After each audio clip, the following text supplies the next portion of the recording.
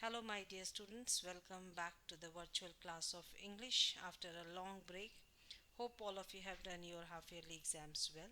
So, today we are going to start with the poem from First Flight, that is The Tale of the Custrd the Dragon, which is written by Ogden Nash. It is a humorous poem about the poet Frederick Ogden Nash, born on August 19, 1902, and took his last breath on May 19, 1971, was an American poet well known for his light verse, of which he wrote over 500 pieces. With his unconventional rhyming schemes, he was declared the country's best known producer of humorous poetry. So, before starting with the poem, I just want to tell you that this poem is written in the style of a ballad. Ballad is a song or poem that tells a story.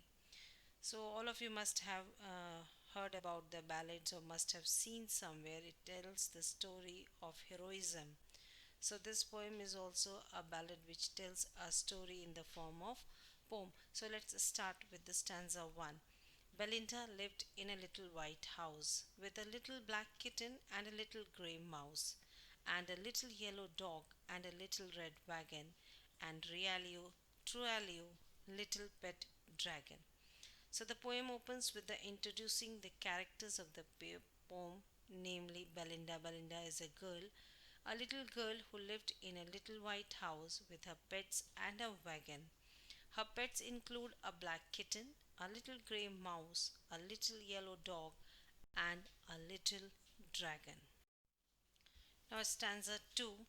Now, the name of the little black kitten was Ink, and the little grey mouse she called her Blink, and the little yellow dog was sharp as mustard, but the dragon was a coward, and she called him Custard. So, now here the poet introduces us to the names of the pet. So Belinda had named her little black kitten as Ink, and her little grey mouse was called Blink. The color of her dog was as sharp and yellow as mustard, so its name was Mustard. And her dragon was called Custard. Here the poet introduces to the cowardice of Custard as he was not brave and feared a lot. Stanza 3. Custard the dragon had big sharp teeth and spikes on top of him and scales underneath, mouth like a fireplace, chimney for a nose, and Realio Trualio daggers on his toes. So, this is the description of Custard's physical appearance seems surprising to all of us, to the readers. Why? Because it has shown as carrying all the features of a dragon. But what we read about the dragon Custard in the second stanza, he was a coward, or just opposite to his features of a dragon that makes dragon powerful, scary, and brave. So the description goes like this: it has a big sharp teeth and spikes on its back that could easily scare anyone away. Custard also has the ability to spit fire, which makes its mouth look like a fireplace, showing his power. And his nose becomes like chimney through which smoke comes out from the fire in his mouth. Custard toes are so pointed and sharp that they could cut anything like a dagger. Stanza 4. Belinda was as brave as a barrel full of bears, and Ink and Blink chased lions down the stairs. Mustard was as brave as a tiger in a rage, but Custard cried for nice, safe cage. So all the members of the house except Custard were very brave. Belinda's bravery has been compared to the bravery of many bears combined together in a barrel. So that means she was a fearless girl. Ink and Blink, despite being so small in size, has the power to scare and chase away someone as strong as a lion. Her dog's, her dog's bravery has been compared to that of a tiger's anger.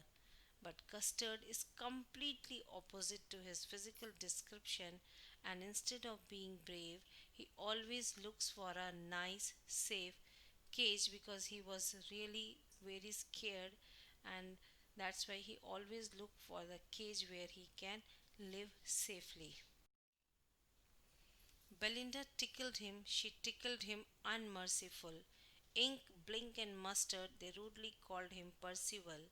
They all sat laughing in the little red wagon and the Realio Trualio cowardly dragon. So Belinda, she used to tickle the dragon. See, tickling is always connected with softness. So here again she tickles, that means it shows that how soft the dragon was. Though his body was rough, but in activity he was very soft. So she used to tickle him to make him laugh. So Belinda used to tickle the dragon without stopping, and she did it quite cruelly to make it laugh. It should be noted here that tickling is a very soft touch on body and it is related to softness. So since the dragon was such a coward, tickling worked on him.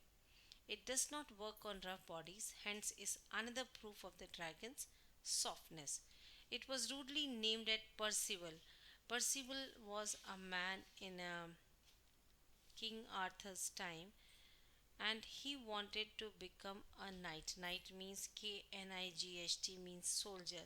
Though he did not possess any quality of a soldier or a hero, still he wanted to become that. That's why he was referred at Percival, because he did not have any quality of a dragon. Ink, Blink, and Mustard, seeing the dragon react to the tickling, made all of them laugh, and they laughed in the wagon at the cowardly dragon. So they used to make fun of him. Belinda giggled till she shook the house, and Blink said weak, which is giggling for mouse. Ink and Mustard rudely asked his age, when Custard cried for a nice safe cage. Belinda laughed a lot at the dragon. She laughed so hard that it seemed that the house is shaking due to her laughter. Blink the mouse used to say beak, which is the giggling sound for mouse. Ink and Mustard asked Dragon's age to make fun of him, as it shows that the dragon behaved like a small kid, always looked for a cage. Would do, but he was not so small kid. Custard just wanted a nice safe cage for himself. Suddenly, they heard a nasty sound, and Mustard growled, and they all looked around. Meouch! Cried Ink, and ooh!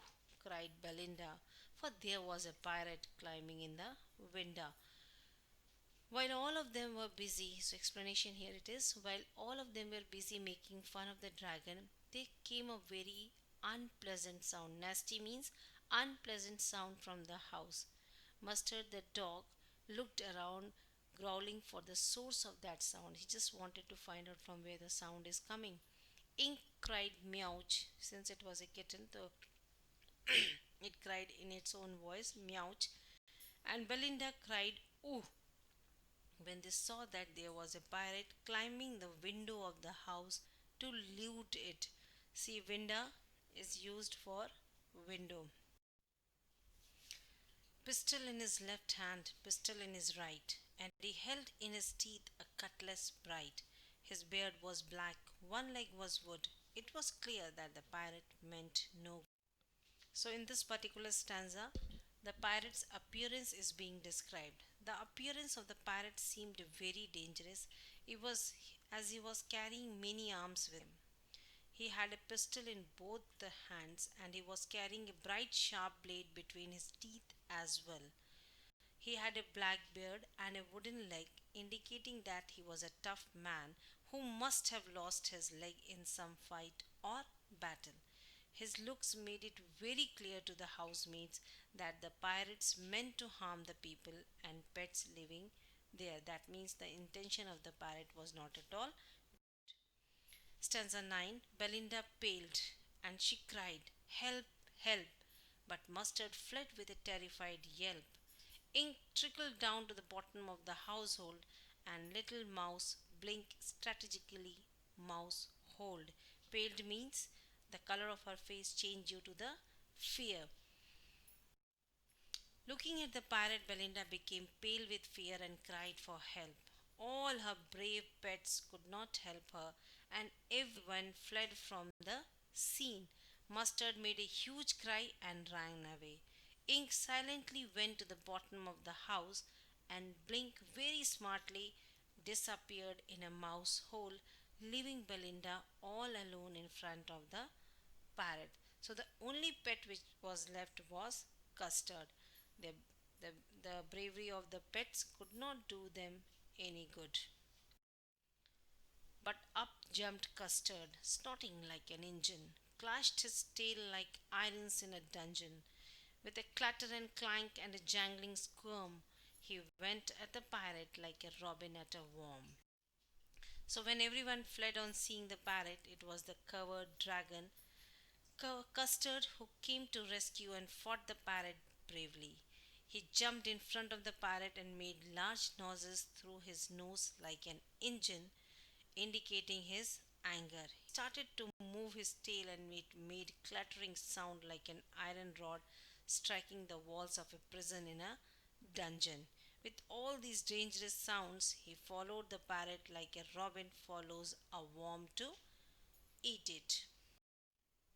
The pirate gaped at Belinda's dragon and gulped some grog from his pocket flagon. Grog means wine. He fired two bullets, but they didn't hit, and Custard gobbled him every. Custard shocked the pirate, and the pirate took a good look at him and drank some wine from a bottle that he carried in his pocket. The pirate then took out his pistol and fired two bullets of Custard, but it was of no use because it didn't hurt the dragon because it has a thick body. But he failed to hit him, and Custard remained unharmed. Then Custard swallowed the whole pirate without leaving any trace of. Belinda embraced him. Mustard licked him. No one mourned for his pirate victim. Ink and Blink in glee did gyrate around the dragon that ate the pirate. Gyrate is that making a circular round around the dragon. So everyone was so happy at the deed what dragon did. Now he emerged as a hero. He emerged as a hero in front of the pirate, and he was the one who saved Belinda from that pirate because rest of the brave ones left the place. After the custard ate the parrot, to everyone's surprise, there was a joy all over the house. Belinda embraced him to express gratitude for saving everyone. Mustard licked the dragon, as that's how a dog shows its love for someone. Everyone celebrated the death of the pirate, and there was no grief. Ink and Blink started dancing around the dragon out of happiness. But presently up spoke little dog Mustard. I would have been twice as brave if I hadn't been flustered. And up spoke Ink and up spoke Blink. We would have been three times as brave, we think. And Custard said, I quite agree that everybody is braver than me. So it became very clear that who is brave and who is covered after the pirate incident. So see this from this particular poem it is very clear that we should never judge a book by its cover. But Mustard started to give excuses for his cowardice and said that he would have been twice as brave as Custard if he had not got nervous. He said, since I got nervous, that's why I couldn't face the pirate when the pirate came. Ink and Blink said that they would have been thrice as brave as the dragon. They could not believe that Custard, the covered dragon, had done such a heroic act, and so they started giving excuses for running away. The humble dragon, very humble dragon, accepted that he was the most covered and everyone was braver than him. So it was really a very humble gesture of a dragon. See, the last two stanzas are same as the first and the fourth. So again, I'm not going to explain that. If you want to go through it, you can once again go through the stanza 1 and stanza 4. With this, we come to the end of the poem. I have already given the question answers. If any part of it you haven't understood, you can ask me. Feel free to do that and do the poetic devices yourself. And please, soon your copies will you will be called in the school for the checking of notebooks. So it's my request to all of you, please complete all your work, and each and every poem I want to see the poetic devices. Don't miss that. Till then, have a great day. Bye bye. These two questions are the homework. So write down the poetic devices used in the poem and then what you have learned from this poem. Please write these questions, write the answers of these questions in your fair notebook.